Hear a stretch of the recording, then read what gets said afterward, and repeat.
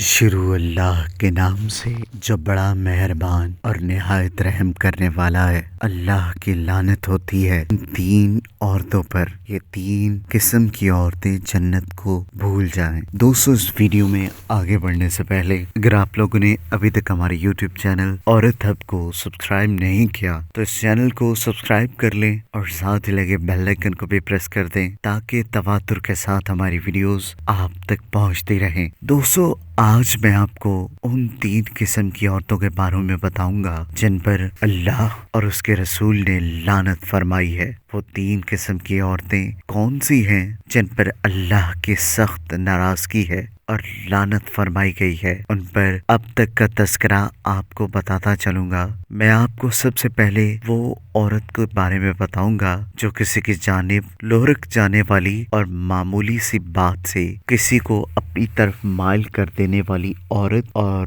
وہ عورت جو لوگوں کو اپنی طرف مائل کرنے والی۔ حضور اکرم صلی اللہ علیہ وآلہ وسلم نے خوبصورت ارشاد فرمایا، یہ عورتیں اپنے سروں پر اس طرح جوڑے رکھیں گی۔ 1400 سال پہلے یہ بات بتا دی گئی تھی۔ اسی طرح دکھتی اونٹنیوں کے دہانے ہوتے۔ حیاور فرمایا، یہ عورتیں ایسی ہوتی ہیں جو جنت میں جانے کی تو دور کی بات ہے، جنت کی خوشبو بھی نہیں پا سکیں گی۔ آج اپنے لباس کو ترک کر دیں، آج اپنے حیا کی چادر کو پھاڑ کر پھینک دیں، اس معاشرے کے پیچھے لگ جائیں۔ لیکن حضور اکرم صلی اللہ علیہ وآلہ وسلم کے اس فرمان کو اپنے ذہن میں رکھیے۔ قیامت کے دن کتنی عورتوں کی رسوائی ہوگی جنہوں نے حیا کی چادر کو پھاڑ کر پھینک دیا۔ آئے ہم حضور صلی اللہ علیہ وآلہ وسلم کے دور کو دیکھتے تو حیا کا خاتون کا بیٹا شہید ہو گیا کسی جنگ کے اندر، تو حضور صلی اللہ علیہ وآلہ وسلم کی خدمت میں حاضر ہوئی۔ جب اپنے جوان بیٹے کی وفات پر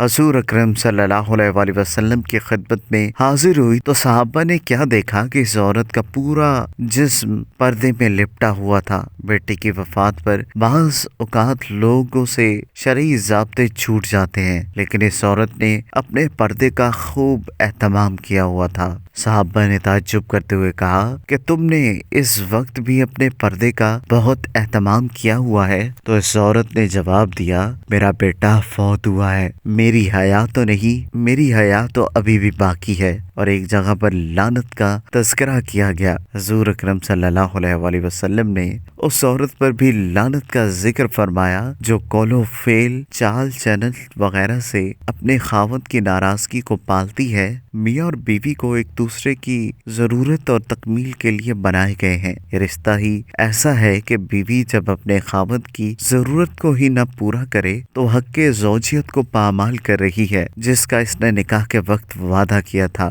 اس جرم کی سزا پر اس پر فرشتوں کی لعنت ہوتی ہے۔ حدیث مبارکہ ہے کہ رسول اکرم صلی اللہ علیہ وآلہ وسلم نے ارشاد فرمایا کہ شوہر اپنی بیوی کو بلائے اور وہ نہ آئے، اس بنا پر شوہر رات بھر اس سے ناراض رہے تو عورت پر صبح ہونے تک فرشتوں کی لعنت ہوتی ہے۔ دوستو، اگر آپ کو ویڈیو پسند آئی ہو تو اس ویڈیو کو لائک کریں، کمنٹ کریں، اور ہاں، جاتے جاتے ہمارے یوٹیوب چینل عورت ہب کو سبسکرائب کرنا مت بھولیے گا۔